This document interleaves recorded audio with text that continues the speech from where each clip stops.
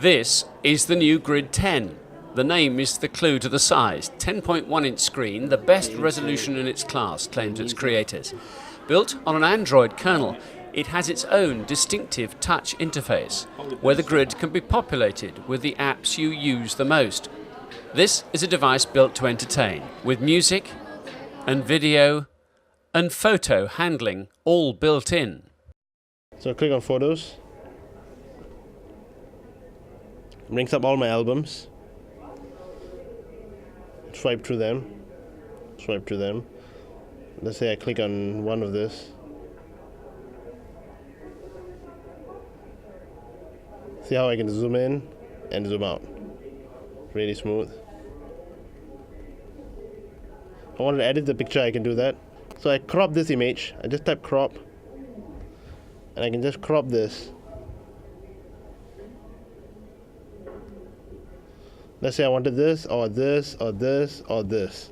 I crop that and save it. That's a crop image right there. But this is a very crowded marketplace now with some very big players. You're not only up against Apple, you're up against all the Android-powered devices.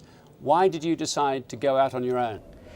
So, it is true to say that there is, many people have said it's an iPad market, and it's true that Apple is leading from the front.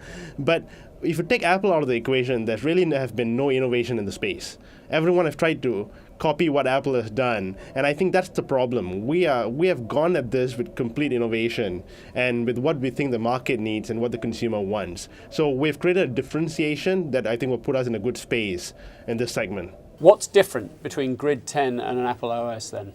The user experience is completely different. The Apple OS, if you like, it's a collection of apps. Here you get an integrated experience where the way in which you navigate between one app to the other and what each of these apps do for you from a consumer standpoint is quite different. Part of the story, as I understand it, is there's going to be a mobile device as well later in the year. Now, how does that fit into this plan? The Grid OS adapts itself to different screen sizes, including that of a mobile phone. And the Grid 4 is a mobile phone that has an identical experience to the Grid 10, just that it's on a smaller form factor. But more importantly, both these devices can work together with what we call seamless state. Seamless state is the ability to continue your content from one device to the other, from exactly how you left it on the previous device. So for example, if I watch a movie on the Grid 10 and I pause the movie, I go to my Grid 4, I'll be able to continue from watching it exactly as I left it on the Grid 10.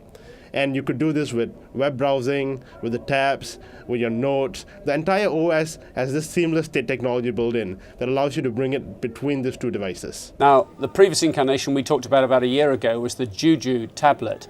It wasn't the commercial success that you'd hoped for. What lessons have you learned from that experience? You're right to say that the Juju was not a commercial success, but we were the first to market with a tablet that was web-centric as opposed to being app-centric. And I think we learned that the market wants a combination of both the web and apps. Also, people want a different experience from what's available in the market. All of that are lessons that we learned that we've tried to bring forward with the Grid 10.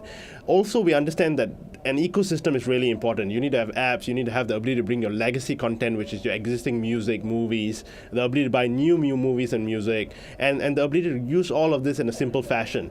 I think we have managed to tie all of that together in an ecosystem that makes sense with the Grid 10. Chandra, you have to tell us about the connectivity. Apple's famous for its walled garden, where getting stuff from A to B can be quite difficult. What do you offer on your tablet? We believe in openness. So, for example, instead of just getting Android apps from a certain place, you can get this off the Amazon Marketplace. But we also have the Grid Store from which you can get the Android apps.